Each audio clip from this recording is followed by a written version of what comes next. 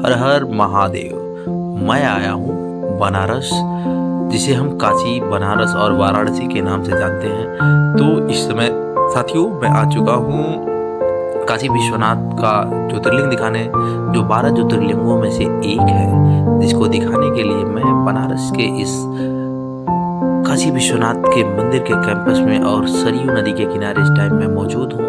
जो कि मैं ये पूरा वीडियो आपको दिखा रहा हूँ कि वहाँ पे हम कैसे इस पूरी यात्रा को सफल तरीके से अपनी यात्रा को सफल बनाएंगे, यहाँ पे कैसे पहुँचे इसके बारे में बताएंगे। होटल या धर्मशाला कहाँ से ले, खाने पीने की व्यवस्था, दर्शन करने का सही तरीका और संपूर्ण बजट कितना लगने वाला है। साथियों यहाँ पर पहुँचने के लिए बहुत सारे तरीके हैं जहाँ से आप बहुत आसानी से यहाँ पे पहुँच सकते हैं। देखिए और भी देखने वाली चीज़ें क्या हैं जिनको मैं दिखा रहा था आपको काशी विश्वनाथ के इस कैंपस से।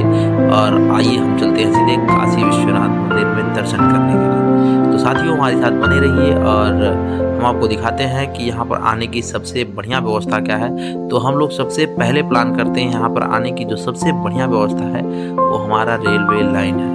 साथियों रेलवे लाइन की व्यवस्था बहुत अच्छी है, जहाँ पे हम सीधे वाराणसी या बनारस स्टेशन पे पहुंच सकते हैं। देखिए वाराणसी और बनारस स्टेशन से जो डिस्टेंस अगर हम देखेंगे तो वाराणसी से 4, 4.5 या 4 से 5 किलोमीटर का डिस्टेंस हमको तय करना होता है। इससे जाने के लिए हमारे पास निजी साधन से भी हम आसानी से जा सकते हैं और बाई एयर फ्लाइट से भी हम आ सकते हैं, जो बनारस में ये एयरपोर्ट स्थित है। और यहाँ एयरपोर्ट से भी हम बहुत पास में ही है, जिसे मैं आसानी से अपने इस टूर को सफल बना सकता हूँ। साथियों चलते हैं हम सभी लोग बनारस के उन गलियों में जिन गलियों के रास्ते हम जाएंगे। आपको ये भी बता दें वहाँ पे आपको जाने के लिए ई रिक्शा बड़ी आसानी से बनारस और वाराणसी स्टेशन पे आ जाता है।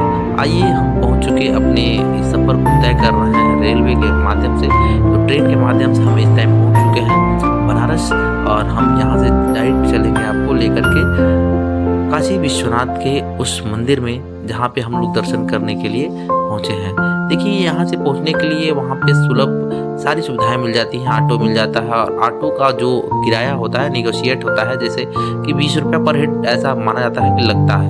साथियों इसको देखने के लिए हम चले आएंगे गिरजा चौराहे पर, और वहाँ से पास में कुछ दूर पे गोदौलिया चौराहा है जहाँ का पान बड़ा प्रसिद्ध है। और इसी चौराहे पर नंदी भगवान की मूर्ति बनाई गई है। यहाँ से दर्शन, यहाँ से 500 मीटर दूर हम लोग जाकर के रह सकते हैं। यहाँ पे रहने की व्यवस्था यहीं हम करेंगे। यहाँ पे आने के बाद सारी सुविधाएं यहाँ पे अच्छा ढंग, पार्किंग की व्यवस्था, गोदौलिया चौराहे पे रहने की उत्तम व्यवस्था। आइए हम होटल के बारे में कुछ आपको बताते हैं कि यहाँ पर रहने के लिए कैसी व्यवस्था है।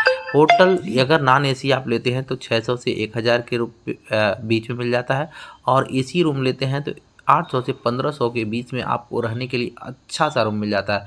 और बात करें अगर पैसा कम है तो धर्मशाला भी मिलता है, जिनकी कीमत 400 से 500 रुपये आपको देने की ज़रूरत पड़ती है। और वहाँ से देखिए हम लोग गोदौलिया चौराहे से डायरेक्ट जाएंगे दशाश्वमेध घाट पे, जहाँ पे जस्ट सामने ही 500 मीटर पे दशाश्वमेध घाट स्थित है। और यहाँ से हम आराम करने के बाद सुबह सीधे निकलेंगे मंदिर की तरफ। तो आइए हम लोग आराम करने के बाद मंदिर की तरफ चल रहे हैं और यहाँ से फूल माला ले लेंगे। फूल माला लेने के बाद हम पैदल चलेंगे अपनी विश्वनाथ जी का दर्शन करने के लिए।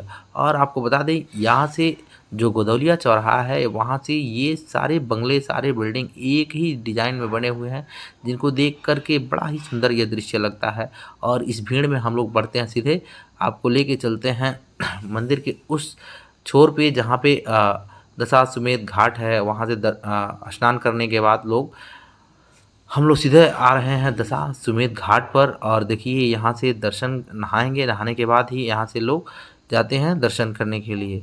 तो हम यहाँ से बहुत सारे घाट हैं, जिन घाट पे जैसे यहाँ पे लीलावती घाट है, 80 घाट है, दशाश्वमेध घाट है, बहुत सारे घाट हैं जिन घाटों पे नहाने के बाद लोग यहाँ से दर्शन करने के लिए जाते हैं।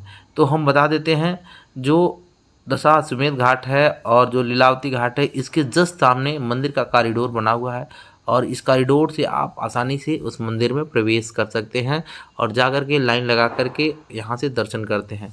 रही बात दशाश्वमेध घाट से, यहाँ से हम जाएंगे और यहाँ से जाने के बाद हम आपको बता दें कि यहाँ से जाने के बाद सीधे आप गोदौलिया चौराहे पे चले जाइए और गोदौलिया चौराहे पे जाने के बाद गेट नंबर 4 से आप डायरेक्ट जाइए, जिससे आसानी से आप दर्शन कर सकते हैं। उसके बाद साथियों, अलग अलग जगहों से जाने के लिए अलग अलग गेट बने हुए हैं, आप आसानी से वहाँ जा सकते हैं और अपने इस यात्रा को सफल बना सकते हैं। साथियों, ये वीडियो हम आप सभी लोग के लिए बना रहे हैं जो कि हम सनातनी लोग हैं और चाहेंगे कि आप लोग भी इस वीडियो को ज़्यादा लोगों तक पहुँचाएं और मैंने इस चैनल को सब्सक्राइब ज़रूर करिए। देखिए, यहाँ से हम लोग उस कैंपस में जा रहे हैं जहाँ पे भगवान शिव का वो ज्योतिर्लिंग है और वहाँ जाने के बाद हम वहाँ दर्शन करेंगे। 12 ज्योतिर्लिंगों में से एक ज्योतिर्लिंग, और देखिए यहाँ पे एक सुलभ दर्शन की भी व्यवस्था बनाई जाती है। लाकर की सुविधाएं फ्री होती हैं, जहाँ भी आप जाएंगे वहाँ पे लाकर की व्यवस्था फ्री है। सुगम दर्शन जो होता है वहाँ पे 300 रुपये फीस होती है, उसका फीस पेड करेंगे, आपको डायरेक्ट ले आकर के भगवान शंकर का दर्शन आपको करा दिया जाएगा। दर्शन कराने के बाद जैसे ही आप वहाँ से दर्शन करेंगे, आपको दूसरे गेट से बाहर निकाल दिया जाएगा। तो मेरा मेन उद्देश्य था काशी विश्वनाथ मंदिर का दर्शन कराना। तो आप सभी लोग को बहुत बहुत धन्यवाद मेरे इस चैनल पर बने रहने के लिए। तो आप सभी लोगों से आग्रह है कि मेरे इस चैनल को आप सब्सक्राइब जरूर करिए। जय भोलेनाथ।